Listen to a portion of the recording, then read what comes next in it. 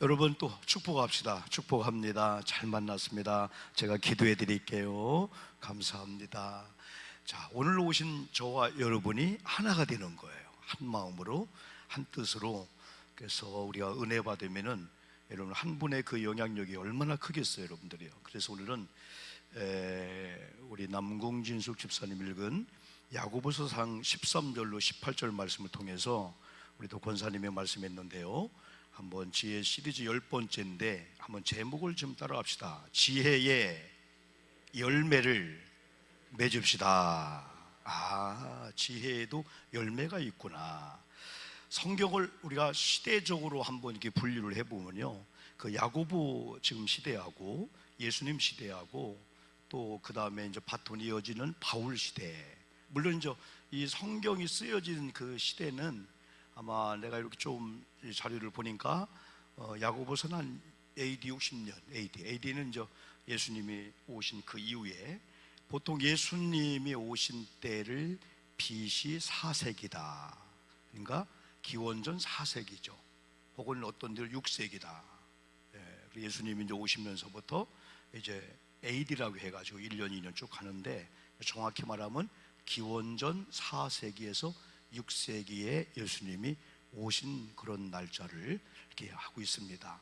그러면 AD 한 60년경이면 예수님이 하늘나라 가시고 훨씬 한 30년이 지난 그때의 기록이 되어 있는데, 그러면 물론 기록은 이제 늦게 되어 있지, 늦게 되어 있는데, 야고보 시대는 야고보서를 기록한 야고보가 몇 명이 나와요. 한 4명이 나오는데 대개 2명으로 보고 있어요. 이제 그 중에 이제 하나가 요한의 형제 세베대의 아들 그 야고보가 있고, 예수님의 친동생 야고보가 있어요. 근데 왜 예수님의 젖동생, 친동생 야고보로 역사가들이 보냐면은, 저자를 보냐면은 이게 AD 60년, 62년기에 써 있는데 요한의 형제 세베대의 아들 야고보는 이미 죽었거든요. AD 한 44년경에. 그래서 우리가 사도행전 12장 보면은 헤롯이 이제 베드로를 옥에 집어넣고 막 기도한 장면 나오잖아요. 야고보를 칼로 죽였다 할 때 그 헤롯은 예수님 당시에 헤롯이 아니고 이미 그 헤롯은 죽었어요. 그 헤롯의 손주입니다. 손주. 아그리파 2세라고 해서 손주입니다. 참 비극이죠. 할아버지가 예수를 죽이려고 몇 살 아래 사나이 아이는 다 죽이라고 했죠. 2살 아이 밑에. 바로 시대는 남자 아이는 다 죽여라. 이거 무섭지 않습니까? 그런데 손주가 똑같이 예수님의 이 제자들이라든지 복음 전하는 자들을 칼로 죽였다는 거예요. 베드로는 옥에 갖다 집어넣고. 이런 유전적인 걸로 보나 몰라도 참 비극이죠, 여러분들이요. 그래서 이미 44년경에 예수님 여기 야고보는 죽었기 때문에 예수님의 친동생 야고보로 보고 있어요.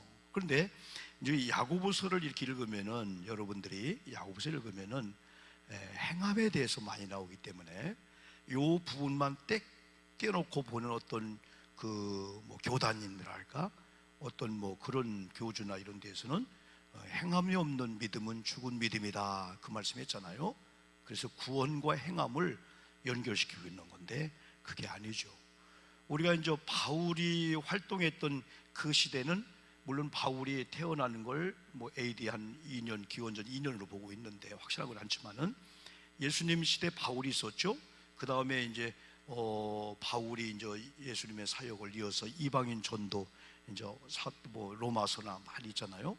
그러니까 로마서나 바울서신 13권을 쭉 보면은 바울의 구원관이 성경적인데, 이신득의 믿음으로 말미암아 구원을 얻는다. 그러면 야고보 시대는 그 바울 시대도 괜찮았지만은 예수님 그 당시에 1세기 기독교 1세기 이 초대교회는 예수 믿음은 아까처럼 갖다 옥에 집어넣는 거예요.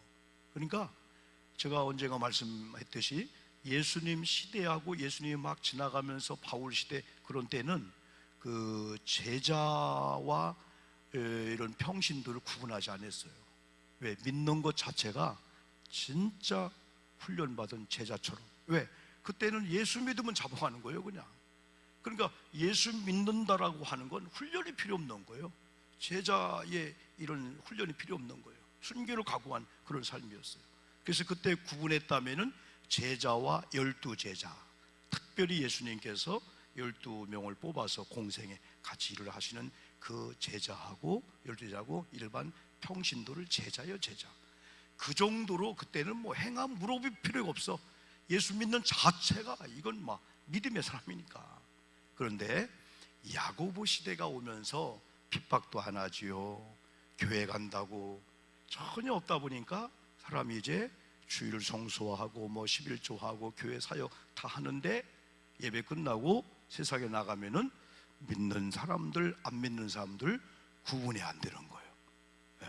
그래서 어떤 경우는 우리가 앞뒤에다가 명찰을 크게 달고 다니면 좋겠어. 인천 고잔교회 뭐 누구누구 장로 목사님 다뤄도요, 제가 갈 때는 껴놓고 가면 돼요. 떼놓고 가면 돼요. 어떤 분이 예수님 여기까지만 저와 동행하시고요, 잠깐만 나 어디 갔다 올게요. 지하실 내려가서 막 그냥 뭐 예수님 거기도 막 따라간다고 막 그냥. 그래 야고보 시대는 야고보 보니까 믿는다고 하면서 이게 삶은 선행 생활 못하게 되는 거예요. 그래서 강조한 것이 구원 받았으면은 구원의 열매를 선행으로 나타나야 된다 해서 그 행함을 강조한 거지, 행함이 구원의 조건은 아니에요. 그래서 유명한 신학자 칼바르트 같은 경우는 믿음으로 구원받지만은 구원받은 증거는 열매를 통해서. 그래서 오늘 성경 보니까 저는 이 성경을 통해서 지혜도 받았나 안 받았나, 이게 하나님이 주신 지혜인가 아니면 땅이 주는 지혜인가 사람이 갖는 잔꾀 같은 그 지혜인가를 구분하기 위해서는 지혜도 뭐가 있다? 열매가 있다 이거예요. 그래서 그 나무는, 그 꽃은 뭘 보아한다고요? 열매를 보아야 한다. 옛날에는 고엽나무하고 감나무하고 잘 구분이 안 돼요. 이파리도 비슷하고 키도 그냥 그 키에 그 키고. 근데 나중에 보니까 고엽이 열렸네. 아이고 나 감나무인 줄 알았더니 고엽나무였구나. 감이 열렸네. 그 열매를 보아 그걸 안다는 거예요.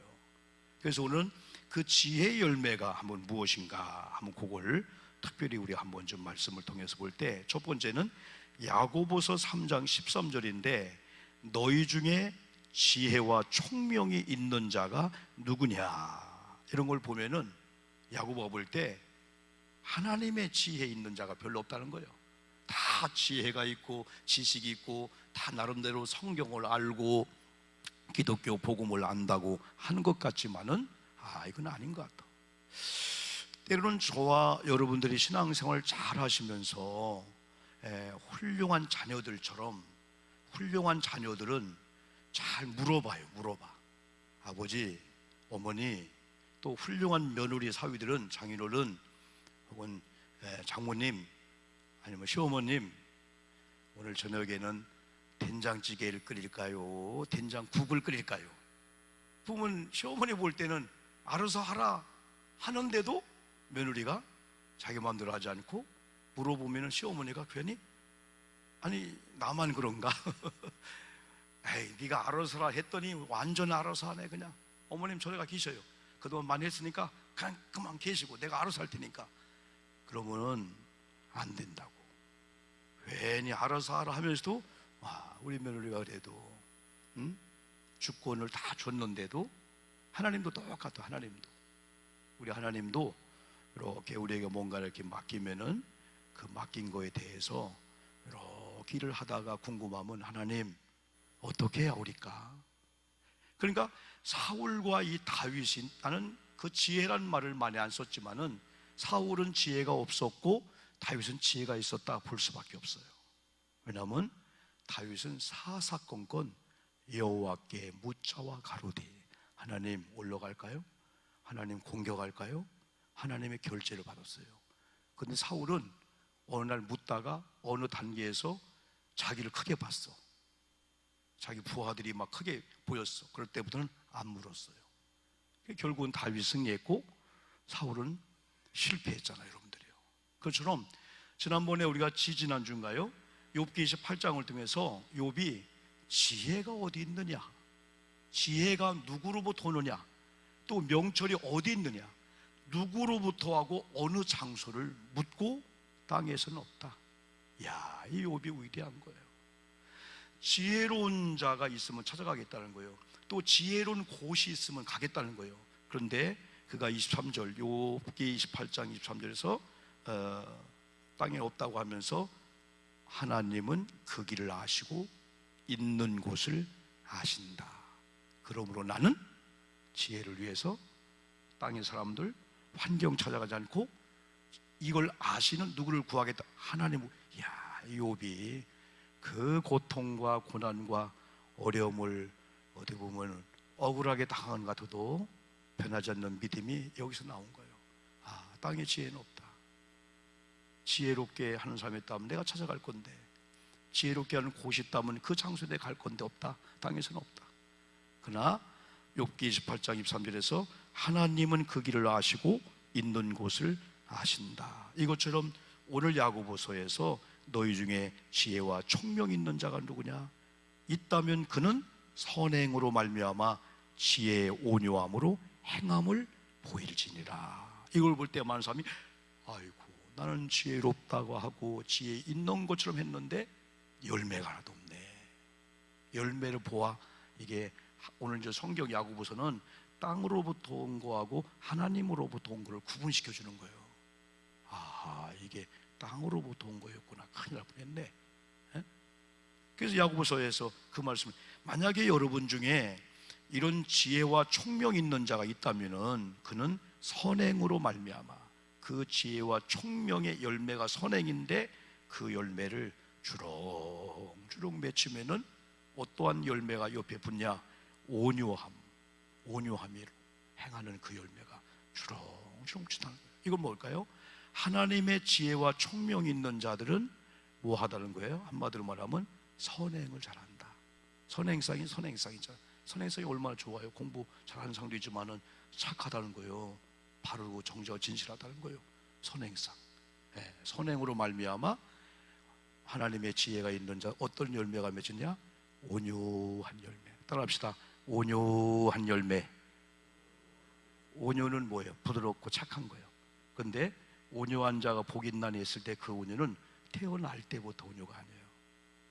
마치 조련사를 만나기 전에는 코끼리가, 호랑이가, 사자가, 이런 강아지가 막 제멋대로 했는데 어느 과정을 딱 겪으니까 아이고, 주인 말, 주변 사람한테 막 살랑살랑하고, 그걸 온유라고 하는 거예요.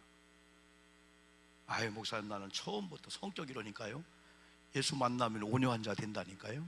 그러려면 하나님의 지혜가 임해야만이 선행을 하고 그걸로 말미암아 온유함의 그런 열매를 맺는다. 자, 두 번째는 15절에서 하나님의 지혜가 아닌 것을 먼저 알려줬어요. 하나님의 지혜가 아닌 것을. 하나님의 지혜가 아닌 것을 알려줄 때 여기서 하나님의 지혜는 헬라어로 소피아. 소피아 박물관 한번 따라해 봅시다. 소피아. 이게 헬라어 원어의 지혜야, 이게.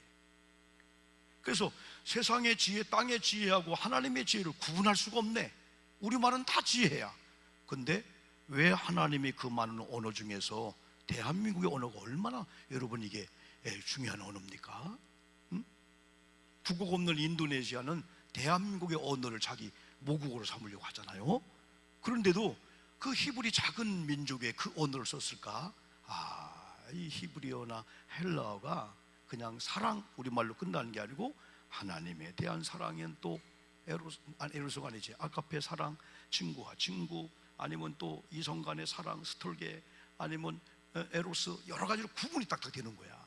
그래서 하나님의 이 지혜가 원어는 소피아, 이게 하늘로부터 내는 하나님의 지혜라는 거예요.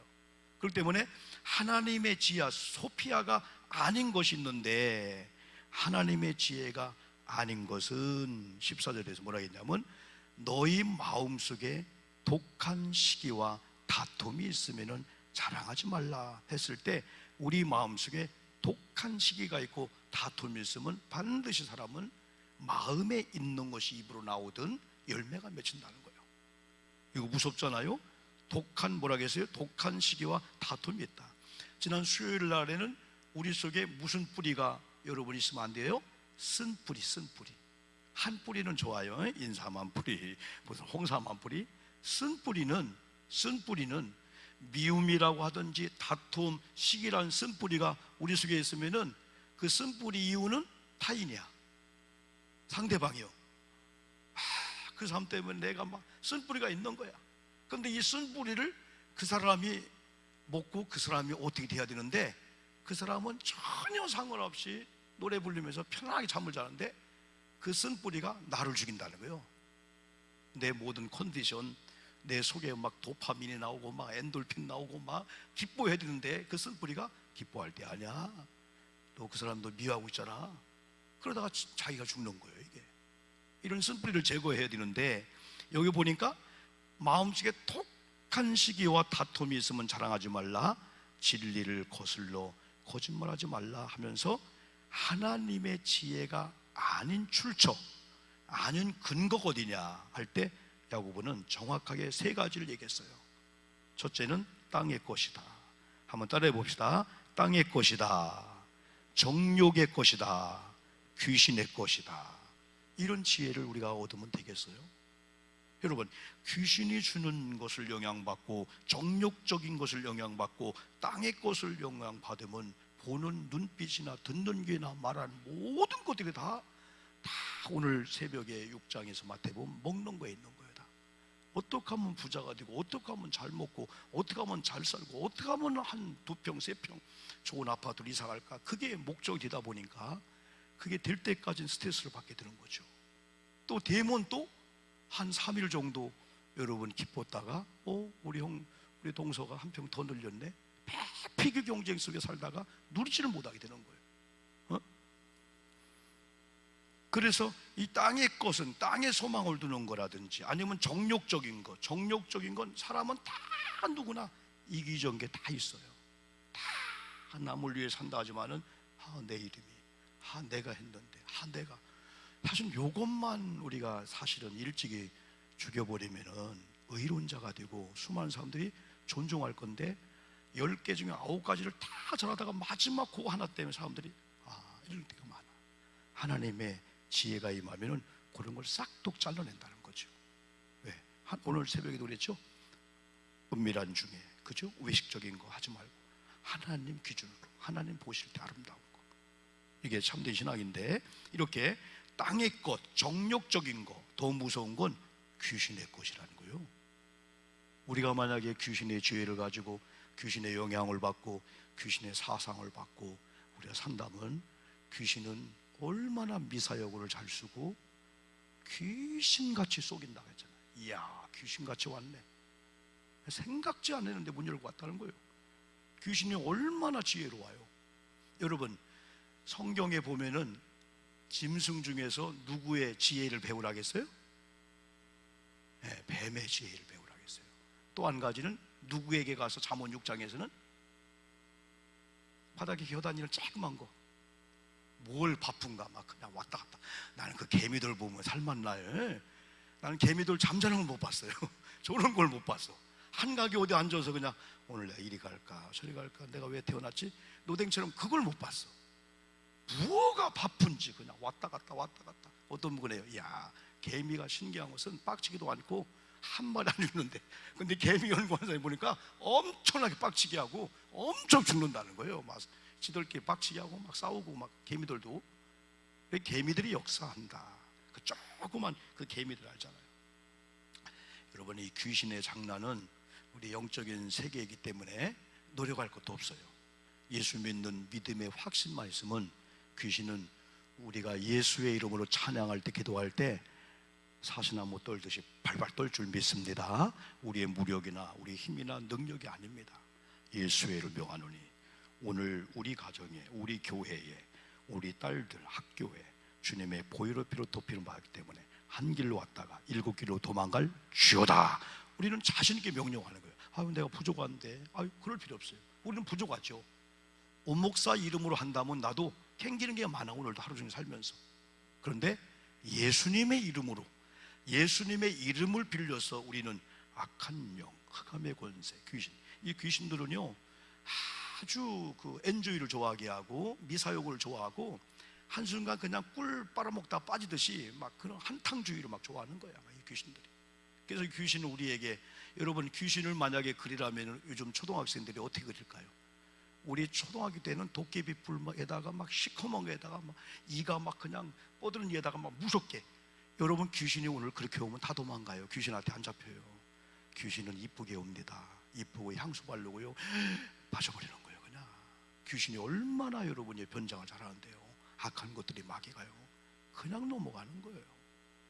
5년 후에 10년 후에 다 얽히고 설키고 드러나면은, 지금 혹시 여기 여러분 화천대유 대장동하고 연관 안 된 분 있습니까?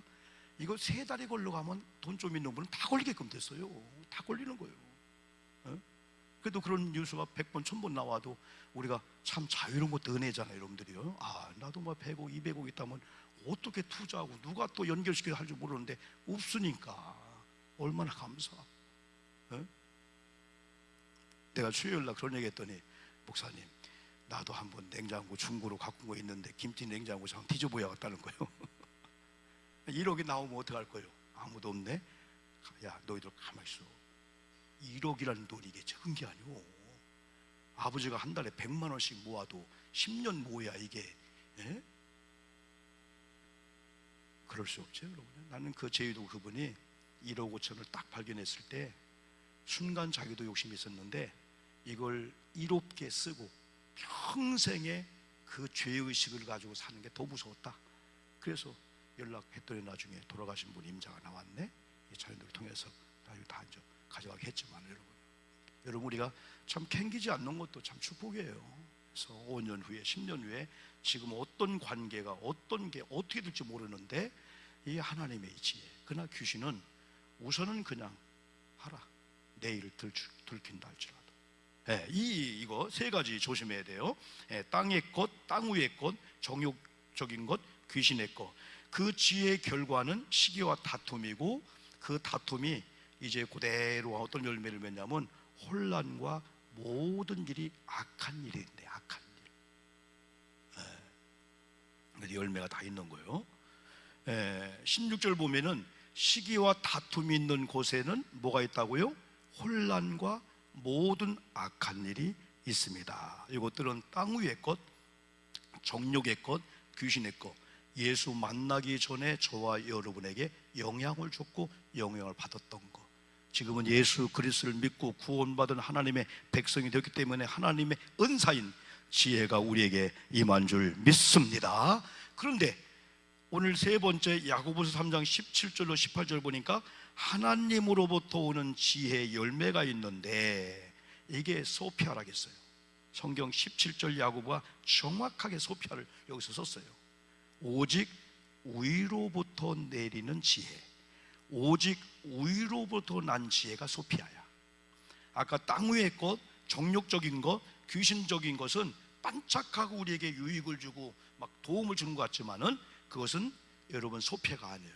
하나님의 지혜가 아니니까 그건 큰일 나게 되는 거죠. 그런데 야고보서 3장 17절에서 얘기하는 이 소피아란 지혜는 어떤 열매를 이렇게 열고, 그 열매를 보니까 아, 이런 지혜가 있구나. 그래 17절 보니까 온갖 좋은 은사와 온전한 선물이 다 위로부터 빛들의 아버지께로부터 내려오나니. 우리 아멘 합시다. 아멘. 여러분, 하나님 아버지로부터 우리에게 오는 것이 온갖 좋은 은사입니다. 이 은사는 영어로 기프트, 연장이에요. 어떻게 보면 또 투어, 연장이에요. 그래서 하나님은 하나님의 일을 위해서, 사역을 위해서 은사를 주는데 어떤 경우는 사부로 해서 효율을 나타낼 걸 포크레인을 주는 거예요. 이게 은사예요. 그래서 은사는 기프트, 선물의 형태로 오는 거예요. 이건 돈으로 사는 것도 아니고 어떤 노력의 대가가 아니고 구원받은 성도에게 주시는 하나님의 선물인데, 우리가 또 받을 준비해야 되고 또 자꾸 기대하고 욕심을 내야 돼. 이게 내가 선물을 주는데 어떤 분들은 아이고 목사님 그거 줘봤자 그거 그러면 주고 싶어요? 저는 요즘 여러분들 나름대로 사랑의 선물들 때론 이렇게 문구 하나 써붙인 건 그 먹을 때까지 그거 놓고 목사님 이거 드시고, 그 말은 목사님 사모님도 주지 말고 목사님만 드세요 그 말 같아. 난 그걸 믿고 우리 아내도 못 먹게 해요. 나만 먹는 거예요 이건. 그래서 그걸 읽어보면서 축복해주고 그걸 쫙 먹으면서, 그래서 내가 건강해야 되시지. 그래야 내가 목회할 수가 있고 사람의 또 신령한 하나님의 은혜도 막 상쾌해야 돼. 막 기분이 나쁘고 막 잡치고 그러면은 이 영이 흐려버려 이게. 그래서 내가 이렇게 예배드리러 나오길 때는 특별히 몸 관리 잘하고 많은 사람 안 만나고 가급적이면 여러분 그렇게 하려고 노력을 많이 써요. 여러분 이렇게 만나러 나오게 되는 거죠. 어쨌든 여러분 하나님을 기대할 때 하나님으로부터 선물의 형태로 모든 좋은 은사와 더불어서 온전한 선물이 다 누구로부터 온다고 믿어야 되냐면 옆에 있는 집사님 사람이 아니고, 왜? 그러면 거기 의존하잖아요. 빛들의 아버지께도 오는데 그게 첫째가 뭐냐? 첫째 소피아, 첫째 하나님으로부터 오는 위로부터 내리는 지혜가 뭐냐? 성결하고 그랬어요. 나 요즘 성결 때문에 기도 많이 하고 있는데 정결한 거룩성. 여기서 야고보서에서 얘기하는 이 성결이 원어책을 봤더니 하그네. 이건 하나님께 접근할 수 있을 정도의 순결. 빛 무서워. 하나님 무서워. 그런 게 있잖아요. 어떤 경우는 야 하나님이 오시든 예수님 오시든 야 지금 은혜 받고 있는데 자신감 있네. 그게 성결이라는 거예요. 순결이라는 거예요. 내 마음속에 하나님께 가까이 가도, 내가 빛 대신 주님께 가까이 가도 어둠이 많은데 그 두려움이 아니고 하나님 자연스럽게, 이게 순결. 다시 말하면 하나님께 완전히 내가 속했다, 그분의 이제 그런 의미라고 볼 수 있어요. 그 다음에 화평하고 그랬어요. 우위로부터 내리는 하나님의 소피아, 이 지혜가 화평의 열매를 맺는데 이건 에이레 리키, 히브리어 원뜻인데 에이레 리키라고 하는 이 원뜻인데 본질적으로 평화에 속했다. 그러면서도 마치 어머니가 이 자녀를 자궁에 품고 낳고 그 아주 애틋한 그 사랑의 이런 평화처럼, 그 눈에 지각한 그 아이에 대한 그 사랑이 있잖아요. 고요한 평화, 그 좋은 관계가 유지되는 이런 화평의 열매를 맺고, 그 다음은 세 번째가 관용하고 할 때 이건 에피에이케스인데 이건 너그러움, 온화함, 은혜로움. 상대방의 그걸 구체적으로 여기 야고보가 얘기할 때 에피에이케스라는 관용은 상대방의 허물이 있는데 지적하는 그쪽에 있다가 그걸 포용해 주는 거예요. 그걸 받아주는 거예요. 너 깨끗이 하고 올 때까지는 들어올 생각도 막 그게 아니고 그냥 들어오십시오. 여보 그냥 들어오면 내가 받아줄게. 야 이게 가능하겠어요? 그러나 우리는 정리하고 와, 깨끗하고 와, 발 씻기 전에 못 들어와. 그게 아니고 여기서 얘기하는 이 관용은 에피에이케스는 상대방의 허물 있는 자체를 그냥 받아주는 거예요. 우리가 로마서 5장 24절인가? 로마서 5장? 로마서? 우리가 아직 죄인이었을 때 하나님께서 독생자를 죽게 함으로 자기가 우리를 사랑한다는 그 사랑을 확증했다. 로마서 8절 많이 인용하잖아요. 아직 죄인이었을 때 이게 주님의 관용이 계셨기 때문에. 그 다음에 양순인데, 양순하다 알죠? 이건 유페이데스라는 원어인데 이건 진리의 말씀을 잘 받아들일 수 있는 순종과 순진한 마음, 부드러운 상태. 그냥 무조건 사람 앞에 저 사람 온순해, 그게 아니고 하나님의 어떤 말씀이든지 그 말씀을 잘 받아들이는 순수한 토양, 깨끗한 마음밭, 이걸 여기서 말씀해 있고, 긍휼을 얘기했어요. 긍휼, 이건 엘레우스라는 의미인데 이건 엘레오스라고 하는 자비, 긍휼에서 온 복수 형태야. 그래서 이건 자비를 베풀지 않고는 견딜 수 없는 그런 상태의 그런 마음이 긍휼이야. 긍휼. 우리 하나님이 긍휼이 많다겠죠, 예수님이요. 그 긍휼은 그냥 아유 저 사람 불쌍하네, 그게 아니고 아유 우리 성도님이, 아유 우리 애들이, 아유 우리 큰딸이 어렵대, 막 내 모든 걸 막 줘서라도 막 그게 막 견딜 수 없는 그 마음이 주님이 준 소피아에서 오는 긍휼이라는 거죠. 그 다음에 선한 열매가 가득하다 할 때 이건 칼폰 아가돈이라는 원어인데 이건 사랑의 열매를 맺는 거다. 이렇게 하나님의 소피아, 하나님의 지혜에 없는 것, 다시 말하면 하나님의 지혜가 하나님의 이 소피아에 없는 것이 있어요. 없는 것. 하나님의 지혜가 임한 자들에게 없는 것인.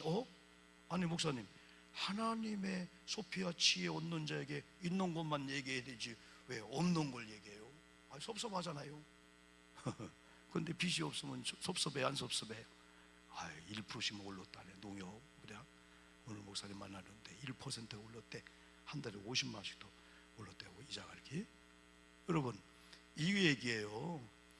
빚이 있다가 없는데 섭섭해. 왜 하나님 소피아 하나님의 지혜가 있는 자에게 있는 것만 있게 하지 왜 없는 걸 없게 했지?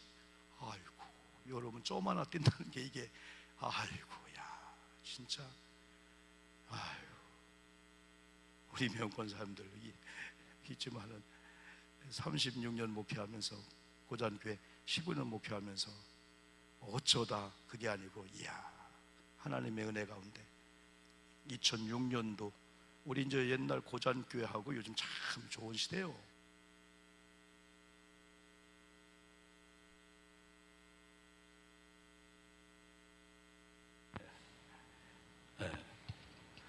그렇지. 이것도 쓰니까 충전을 해야 되는군요.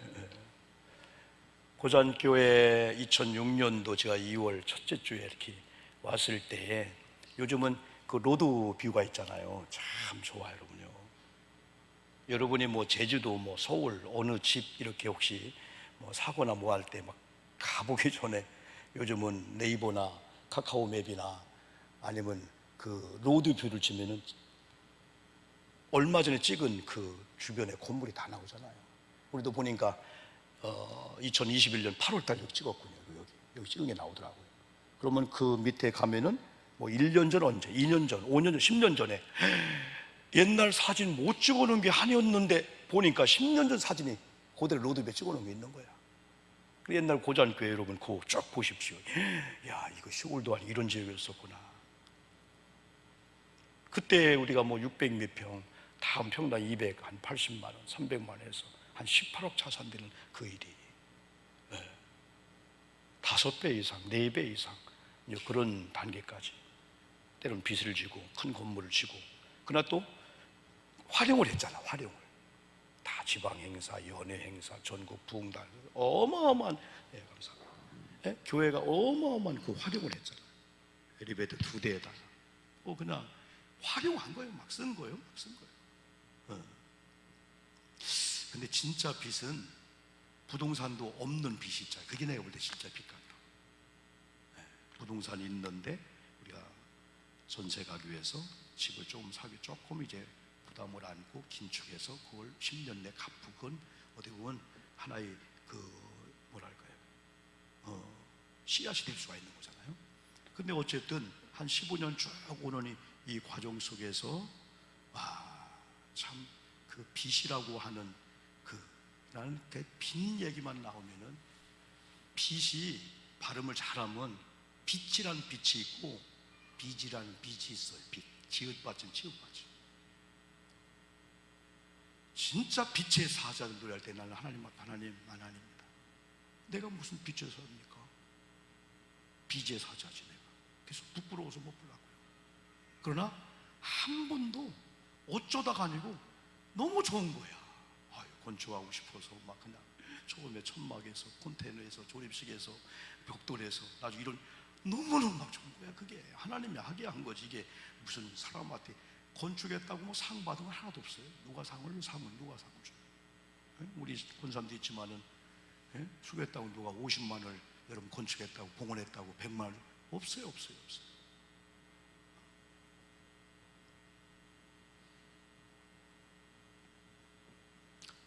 결혼 얘기가 나왔지만은 우리 둘째 결혼할 때도 부담을 전혀 못 주고 안 줬나 몰라도 교회에 뭐 연결 안 됐어. 우리 안산의 한 목사님이 그 얘기할 때 재무장님이 목사님 이번에 따님 결혼하는데 결혼 비용이 얼마쯤 들어요? 그래서 목사인데 그냥 글쎄 뭐 한 2, 3천만 듣겠죠 했는데 2천만 원을 갖고 온 거예요, 축의금으로. 그때 사모님 목사님이 나한테 얘기하기를, 아우 나 후회스러운 게 하나 있어. 왜 내가 2, 3천이라 했지 그냥 3천이라 할걸.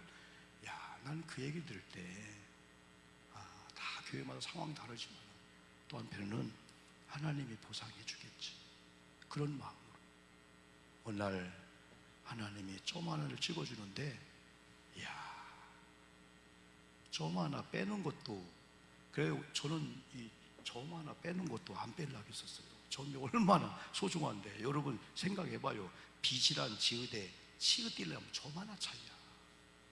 하나님이 어느 날 여러분 가정에, 사업장에 요거 하나 찍어주면 비제 사자에서 빛의 사자가 되는데, 경험하지 않은 분들은 이걸 못 누리는 거예요. 지금 우리가 이제 얼마 정도 있지만 좀 그걸 빛으로 보들 않습니다. 이야, 하나님의 계획도 오묘한데, 그러나 돌이켜보면 순간순간 하나님 지혜를 줬구나. 그게 없었더라면 이렇게 저렇게 엮이고 연결되어가지고 어떤 상황이 오는데, 이야, 그때마다 헌신해줬고 희생해줬고 도장 빌려주고 교우들 많이 해주고, 이야, 그때마다 지혜를 줬구나. 저는 이걸 계속 10번째 여러 번 공부하면서, 야, 내게도 하나님의 순간순간 그런 지혜를 줬구나 할 때 얼마나 감사한지. 여러분, 지혜자의 삶을 살면은 지혜의 근원이시고 지혜를 주신 하나님께서 저와 여러분을 책임져 주실 줄 믿습니다. 이게 지난번에 얘기한 대로 하나님을 인정하라. 그러면 그 하나님이 네 길을 지도하라. 그 인정이 뭐냐면, 하나님, 우리 하나님, 그 인정 얘기가 아니에요. 하나님이 이렇게 말씀 줄 때 이 말씀을 받아들이고, 하나님 내 편견, 내 생각대로 아니고 하나님의 말씀대로 오늘 철야 집회 오기 전과 말씀을 받고 난 후에 달라질게요 하면서 확 바꿔버리는 거예요. 그래서 하나님의 소피아, 하나님의 지혜에 없는 것을 야고보는 두 가지로 얘기했어요. 그게 18절입니다 17절입니다 아까 얘기한 그 후반절, 하나는 편견이 없다. 따라합시다. 편견이 없다, 거짓이 없다. 하나님의 지혜가 임한 자에게는 편견이 없구나, 거짓이 없다 할 때, 이 편견 얘기하면 여러분 생각하는 그 편견이죠. 그런데 이걸 구체적으로 원어적으로 보면은 동요하지 않는다, 이랬다 저랬다 하지 않는다, 망설이지 않고 주저하지 않는다. 하나님을 선택했으면 누가 흔들어도, 하나님 이 교회를 선택했으면, 지금의 아내, 지금의 남편, 지금의 자녀, 지금의 그 관계를 선택했으면 이미 결정되어진 거에 대해서 후회하면서 이 잘못 선택, 그게 아니고 이게 편견이에요. 편견. 나는 이 말씀 보면서 나는 한 권사님, 우리 권사님 편견 안 해요. 그것만 봤는데 이거 결단이구나. 주저하지 않는 거, 이렇게 저렇게 하지 않는 거, 망설이지 않는 거. 거짓이 없다 할 때 아우이 포크리토스라는 그 의미인데, 이건 가식이 없나니 속과 겉이 다른 이중적인 것이 없나니, 이게 이제 원어에 설명한 걸 제가 한번 이렇게 공부해 왔습니다. 마지막은 화평하게 하는 자들은 18절, 화평으로 심어 의의 열매를 거두니라. 여러분, 화평하면은 평화, 화평하면은 뭐가 생각나요? 마태복음 5장 9절에서 새벽에 보았죠?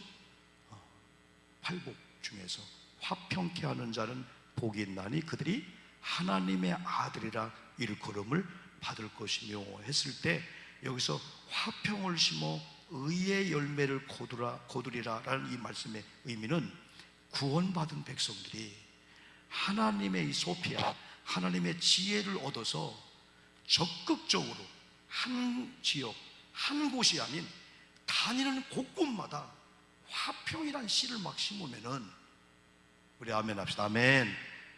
그냥 내 아들, 내 부부 정도 화평이 아니고, 이분이 속회를 가든 선교를 가든 어떤 모임을 가든 그분이 오면은 막 씨가 뿌려지는데, 그 씨가 뭐냐면 하나님의 소피아로부터 나는 그 화평이야.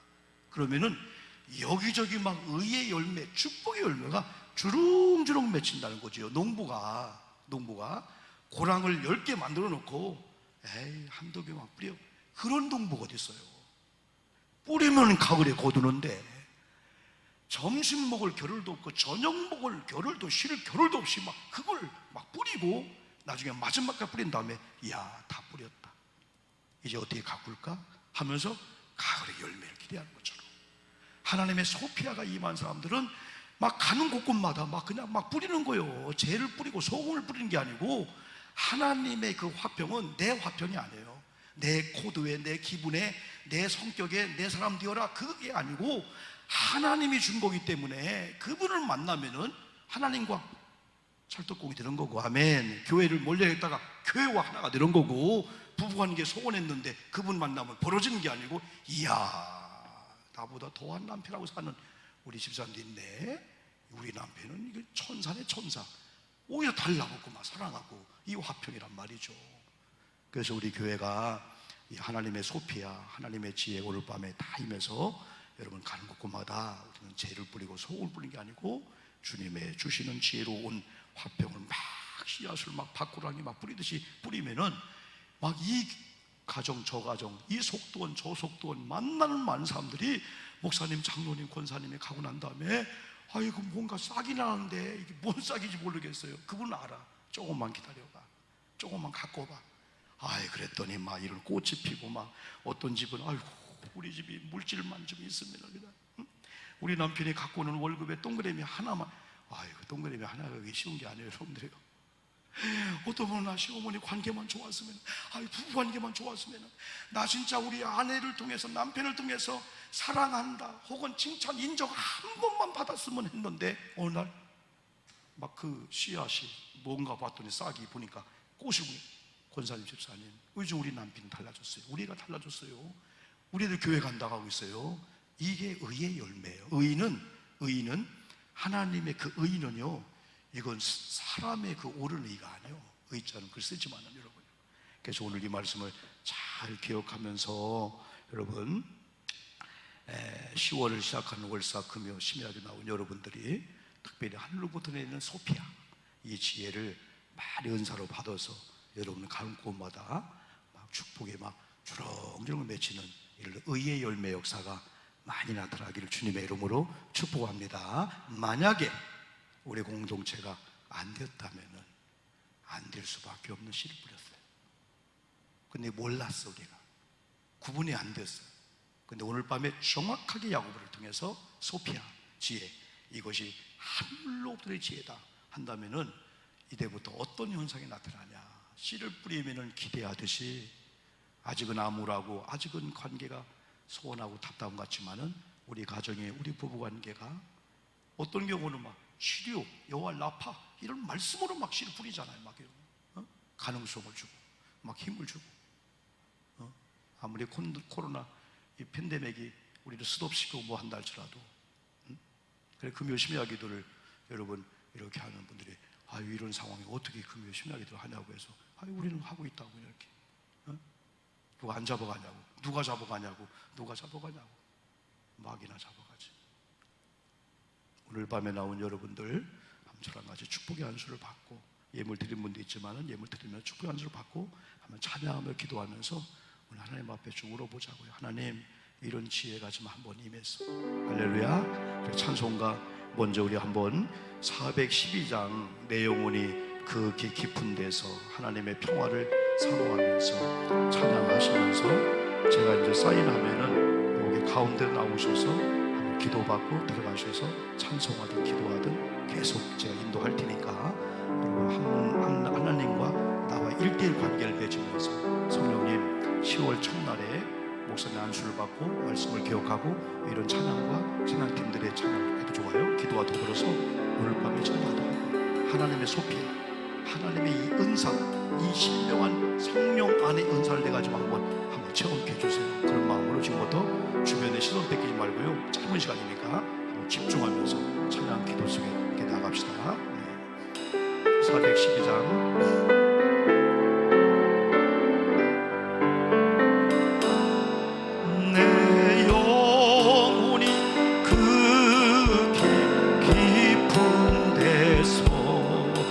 맑은 가락이 울려나네. 하늘 곡조가 언제나 흘러나와 내 영혼을 고이 싸네.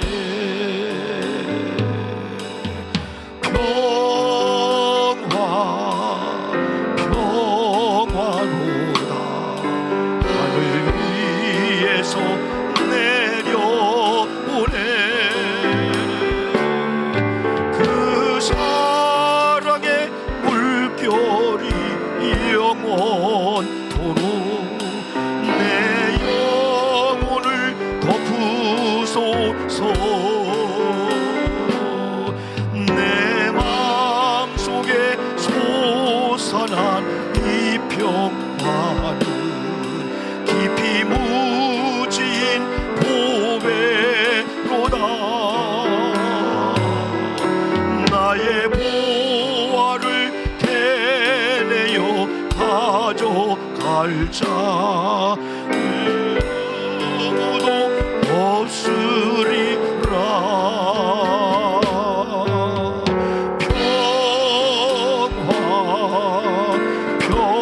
평화로다 하늘 위에서 내려오네. 그 사랑의 물결이 영원토록 내 영혼을 덮으소서. 내 영혼의 평화가 넘쳐 남은 주의 큰 복을 받으리라. 내가 주야로 주님과 함께 있어 내 영혼이 편히 쉬네.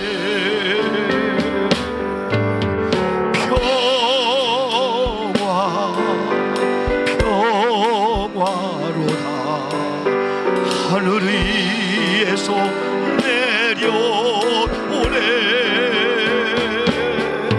그 사랑의 물결이 영원토록 내 영혼을 덮으소서. 반주만 한번 해봅시다.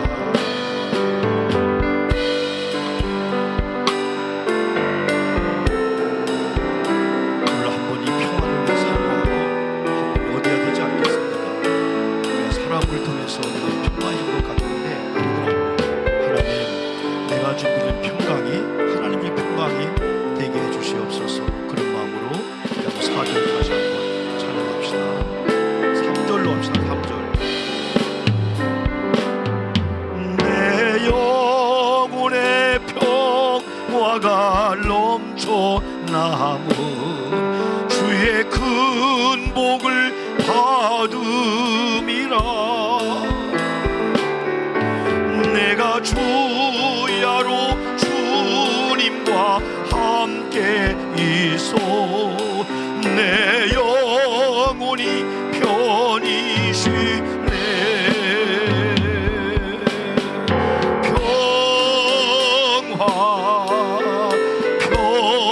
평화로다 하늘 위에서 내려오네. 그 사랑의 물결이 영원토록 내 영혼을 덮으소서. 이 땅 위에 험한 길 가는 동안 참된 평화가 어디 있나.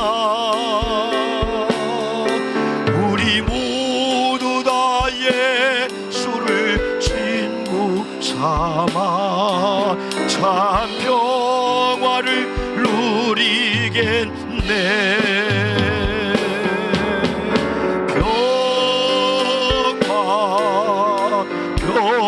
평화로다 하늘 위에서 내려오네. 그 사랑의 물결 않도록 내 영혼을 덮으소서.